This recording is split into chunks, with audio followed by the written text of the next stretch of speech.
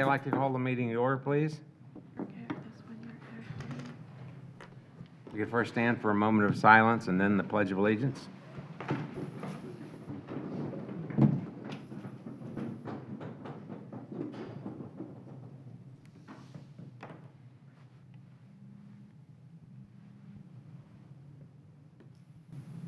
I pledge allegiance to the flag of the United States of America and to the republic for which it stands, one nation, under God, indivisible, with liberty and justice for all.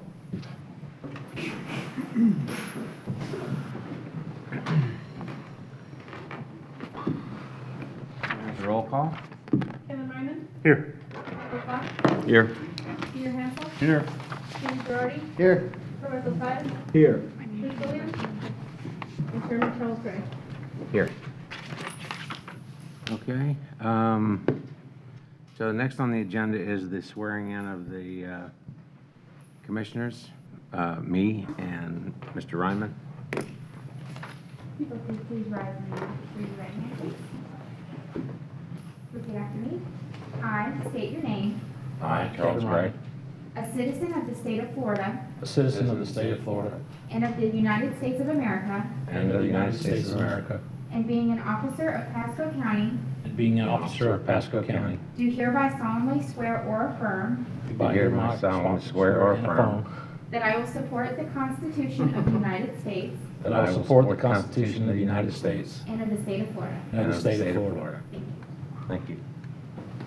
Thank you. Thank you very much. Thank you. Okay, so now we want to have the annual election of officers, chairman, vice chairman for the board. So let's open up the nominations. Open up I'd the like to nominations. recommend Mr. Charles Gray as our chairperson. Okay, Nominate him. Did you use the word nominated? yeah. Okay, thank you. We have a I'll second. nomination, we have a second. Okay, are there any other nominations? Can I just make a comment? Sure. I'm just wondering why we wouldn't make the practice the same way the Board of County Commissioners does, where the chairmanship rotates around. Well, the only reason I can tell you is that we've never done it for the 20 years that I've been on here. No, I realize that, but it's a different plan. I think it's the a- last couple of years. I think it's a perfect opportunity for, if you have somebody you want to nominate, just nominate them. I'd like to go ahead and call the motion and vote on it, rather than have the discussion. Okay, well, any further, if there's no further discussion, then all in favor? Aye. Aye. Opposed? Okay, that motion carries. Now we have open nominations for vice chairman. I nominate Kevin Ryman for vice chairman. Okay, we have a motion and a second. Do we have a second? Second. We have a motion and a second. Any other nominations for vice chairman? I want to nominate Michael Cox for vice chairman. Okay, do we have a second for Michael Cox? Any seconds? Okay. Having failed for a second, we have a nomination for Kevin Ryman. All in favor of Kevin Ryman as vice chairman? Signify by saying aye. Aye. Aye. Opposed? Motion carries. Okay. Thank you very much, everyone, for that. And we'll move to the proof of publication. Yeah, proof of publication. The items were published in the Tampa Bay Times on August 9, 2019, or by affidavit of certificate mailings and citation. Okay. Good afternoon, Mr. Chairman. Yes.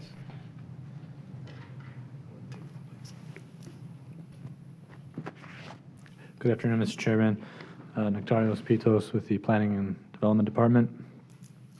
For this first item, PC1, the Terry, excuse me. Before you get started, I just want to have the swearing, and open it for any public comment. So, anyone who plans to give testimony today or wants to come up and speak, please stand and raise your right hand and be sworn. Do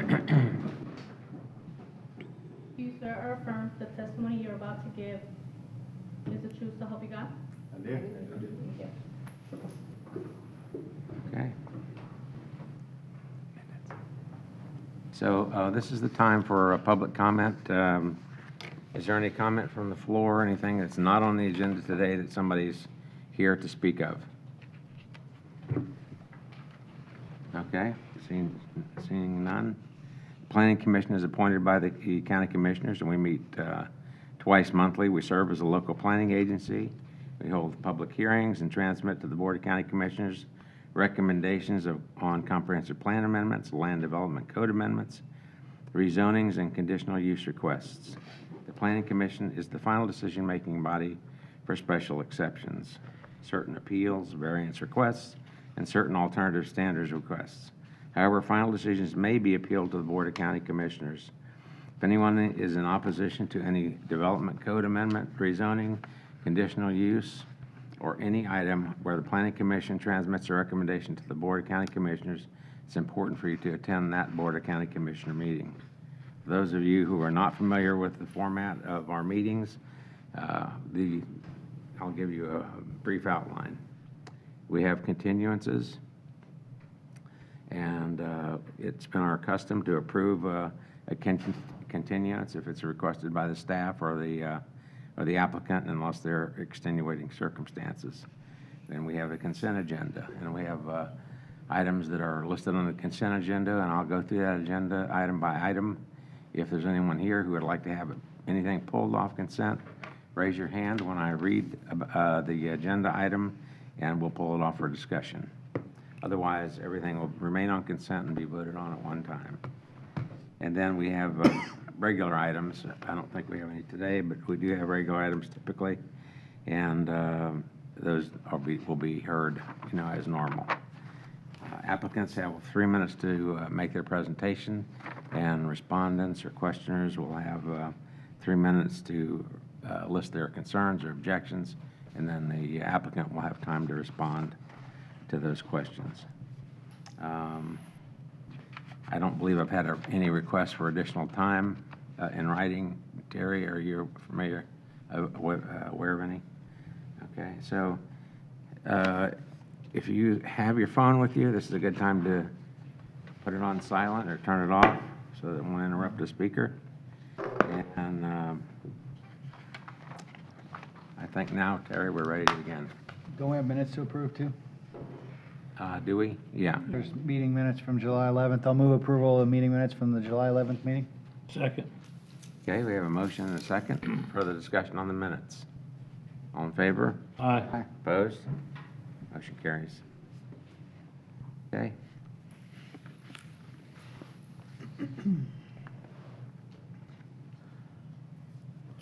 Okay, Terry, all yours. Thank you, Mr. Chairman. Good afternoon again. Nectarios Pitos with the Planning and Development Department. For item PC1, the Planning Commission will be acting as the local planning agency. Item PC1 is a large-scale comprehensive plan amendment in the name of CPL 1907 Paul Materials. It's a large-scale comprehensive plan amendment to the future land use map 2-15 and sheet 24, changing from IL industrial light to PD plan development on approximately 65.71 acres of real property located on the north side of State Road 52, approximately 350 feet east of Giddens Road. It includes a text amendment creating subarea policy FLU 7152, Paul Materials, and a map amendment to the future land use map 2-9, adding subarea 2-952, Paul Materials. This comes with a recommendation to the Board of County Commissioners for approval. All right, is the applicant present? Okay, is there anyone here to object or ask questions? See no one. Item PC2 and the remaining items, the Planning Commission is as the Planning Commission. Okay. Item PC2 is conditional use request in the name of Maven Park Holdings LLC. It's a land excavation operation permit to allow approximately 165,000 cubic yards of soil to be excavated and exported from the site on approximately 105.87 acres in an MPUD Master Plan Unit Development District located in central Pasco County on the east side of Old Pasco Road, approximately quarter mile north of Overpass Road. This comes with a recommendation of approval with conditions. Okay, is there anyone here to speak on that one? See no one. Item PC3 is a variance request by Beazer Homes LLC. It's an adjustment of the standards established within the Land Development Code, Chapter 500 zoning, Section 522, MPUD Master Plan Unit Development District, subsection 522.4 Development Standards, to allow a reduction in the required minimum front setback for a front-loaded garage from 20 feet to 18.4 feet in an MPUD Master Plan Unit Development District located in south central Pasco County on the west side of Little Stream Lane at the intersection with Turtle Bay Drive, containing approximately 0.12 acre. This also comes with a recommendation for approval with conditions. Okay, and is the applicant present? Okay, is there anyone here to object? Chairman, I got a Yes. couple questions on that. If we could Yes. pull that one, please. Yeah, so we'll pull that for discussion then. Item PC4 is a zoning amendment in the name of Connerton Village 2 MPUD Master Plan Unit Development by Lennar Homes LLC. It is a substantial modification to adjust Regional Park and Elementary Middle School campus boundaries and to remove the extension of Pleasant Plains Parkway north of Connerton Boulevard based on the exchanges in the land swap agreement between Lennar Homes LLC, District School Board of Pasco County, and Pasco County. In addition, the applicant proposes to add an additional neighborhood encompassing 268 acres, adding 225 single-family units from the remaining Phase 1 entitlements, updating the Connerton Village 2 internal access points to reflect the pending development and to amend the conditions of approval related to the proposed modifications. This comes with a recommendation of approval with conditions.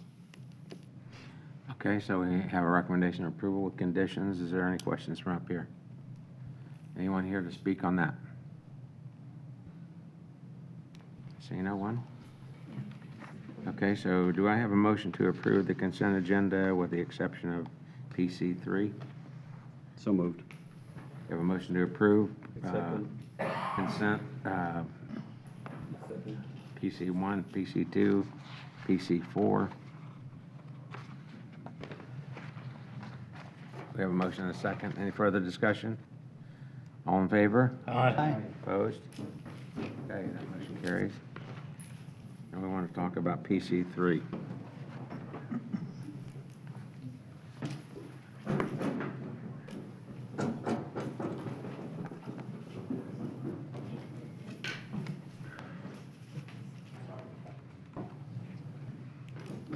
So is the applicant.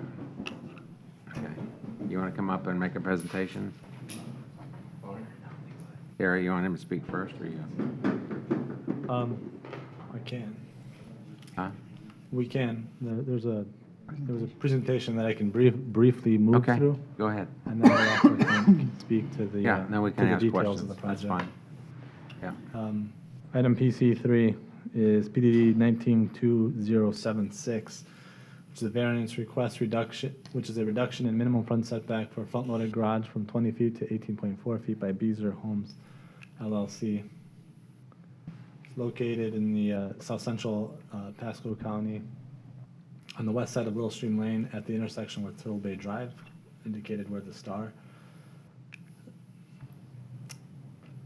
As I mentioned, the reduction is for the front setback for the garages.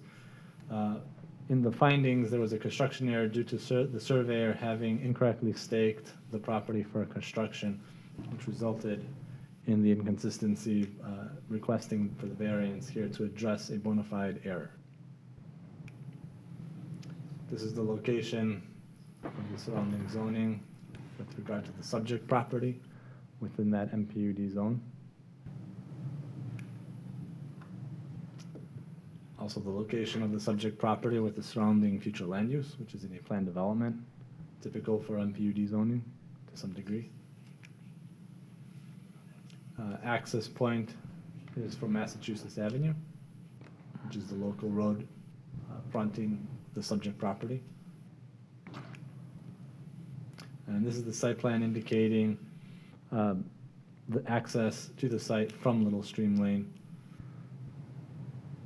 and the the front setback area. And there are conditions of approval associated with the project located in your agenda memos with regard to the variance standards analysis. So with that, I'll conclude this presentation, and the applicant can speak to the details. Thank you, Terry. Thank you. Okay, Jamie, you had some questions? Yeah, I mean, I don't know if we want to let the applicant just talk first. I mean, really, I'm trying to get my arms around how we got where we got. I understand that the house is constructed, and there's probably not much we can do about it at this point, but, I mean, yeah, it's only 1.5 or 1.6 feet that's off, and you're asking for a variance for, but, I mean, are there checks and balances in place? And maybe you can't even speak to that, maybe it's a question for staff, but what are the checks and balances through the building permit and process to make sure that this doesn't happen on a scale where it's to where somebody does have to tear down a structure? Well, by the way, my name is, can I introduce myself? Please do, yes. Yes. Name and- Chair, members of the board, Scott Name and Steady. address. Scott Steady, I'm with Burr Foreman, 1 Tampa City Center, Suite 3200, representing Beazer. I'm prepared to answer a lot of questions about what happened, but I'm not prepared to answer the question of the checks and balances. But I will say, and if we want a presentation, that's fine. I have an affidavit from the surveyor. We hired a surveyor to go out and stake the house, and that initial mistake was made, and that mistake basically was carried forward until the house was built and we went to go CO it. So somewhere along the line, you're right, it was missed. It was missed by Beazer, but it was also, I believe, missed by the county. I'm not trying to point fingers. I mean, the fact is, there was a mistake made. And I do have some other issues, but I don't really have the answer to how to prevent it. Obviously, the surveyor should stake it originally, correctly. Beazer does hire the surveyor, but this clearly, one thing that clearly is supposed to happen with a bona fide mistake is that we didn't do it intentionally with the idea that we'll ask for forgiveness later. So I do have an affidavit saying the surveyor did make the mistake. And if I could point out too, I also have, it turns out that even though we need a variance because of the distance, but because it's sloped, it's actually longer. Physically, it's longer. As a matter of fact, instead of 18.4, if you measure the slope, this driveway is actually 19.3, so we're actually 0.7 off. But I feel like I'm getting off track because you've asked a bigger question. I mean, I don't know if this for sure is why it's in there the way it is and why zoning codes are the way they are, but I mean, my contention in any subdivision is when you drive through a subdivision and you see sidewalks that always have cars hanging over the sidewalk. 20 feet allows room for that car to pull in because frankly, people don't use their garages like they used to. So now cars are overhanging the sidewalk, so the sidewalks become pointless. I mean, everybody walks around the cars and out to the street. And it's a problem in a lot of communities. No, I understand, and that's why, though, and I'm happy again to submit it, it actually is 19.3 length because there's a slope, it's surveyed shorter. Sure. So we still need a variance, I'm not arguing with you there, it's just not that extensive. And also have a letter, we have a contract purchaser, his son lives in the neighborhood and they want to move in the house quickly. Sure. Again, I can submit it, happy too, that they're happy with the house, you can't really see the change and they feel comfortable, they can park comfortably on their lot. But again, I'm trying to answer your questions. And I would just follow up with, this is one instance Okay. out of thousands of instances. So this isn't a mistake that happens regularly. It's simply a bona fide error produced in good faith, trying to meet the code. You have some documents that you referred to. Yeah, I mean, Can we again, if please we're, get those into the record? yes, I'd like to, if we could, please. Move to receive and file. I have copies of everyone, but Motion and second. if I could, just again, what they are is for the board's information, where there's an affidavit from the surveyor basically saying we created the problem or we made a mistake. There's a new survey showing the actual length of the driveway is 19.3, even though it's surveyed less because of the geometry. And then there's a letter from the contract purchaser wanting to purchase the house, understanding he needs a variance, feels that it's still in keeping with the neighborhood, and feels he can park without affecting the sidewalks, if I could submit that. Okay. We've had a motion to receive and file. Any further discussion? All in favor? Aye. Okay. Chair, obviously, this is extremely important that Beazer obtain this variance, because the option is not, but I'll be happy to finish. I might have a couple other points, but if the board's satisfied, I'll complete. Yeah, I mean, I don't, again, I don't really necessarily have a problem with this one, Don, and I think mainly this might be for you. I guess, Well, I would just contend that this isn't a county issue. The county requires a surveyor. The surveyor didn't get it right. So I don't see how this was a county issue. I agree. Didn't guess want to just- disparage the county. so if I understand the process right, because I don't ever get involved in the building permit process, but you guys submit your building permit application, you submit a site plan that shows the location of the building on the lot, correct?